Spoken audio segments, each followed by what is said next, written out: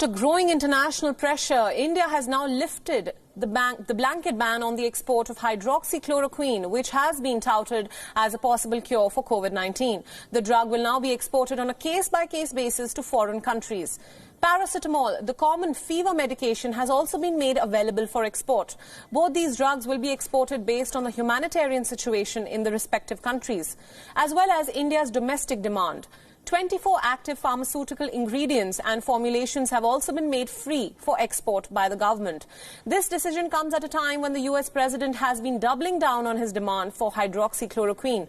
On Monday, Donald Trump threatened to retaliate against India if Prime Minister Narendra Modi decided against lifting the export curbs. I don't like that decision. I didn't hear that was his decision.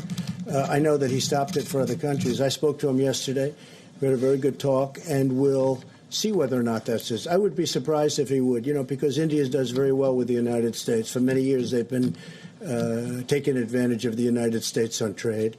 So I would be surprised if that were his decision. He'd have to tell me that. I spoke to him Sunday morning, called him, and I said, we'd appreciate your allowing our supply to come out. If he doesn't allow it to come out, that would be okay. But, of course, there may be retaliation. Why wouldn't there be?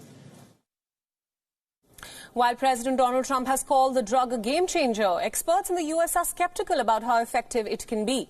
Nearly half of America's hydroxychloroquine supply comes from India, and the export ban had created a huge shortage in the US market. Now India maintains that it has an adequate stockpile of the hydroxychloroquine tablets. The government has placed an order for 10 crore tablets with the top 2 manufacturers in the country.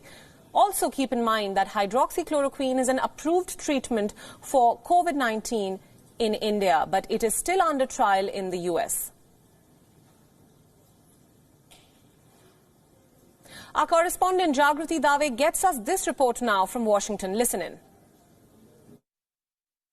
Well, he didn't explain what the retaliation would be. He sort of, what he said was that, if he would ask the Indians if they would, he would ask the Indian Prime Minister if he would allow the drug for the US to put orders in for the drug. But if he didn't allow some of it to come through, then that would be okay. But then there would be retaliation. And it almost seemed like a throwaway comment. But of course, he's talked a lot about how the US has been treated badly by India with tariffs. They've had a long-standing issue with trade and with the issue of tariffs, viewing Indian tariffs as extremely high. And this is part of a long-standing dialogue between the two countries as to how they can resolve these differences. So one of the possibilities could be along the lines of tariffs. We've seen this with the US's relationship with China. And so this could be one of the ways in which this retaliation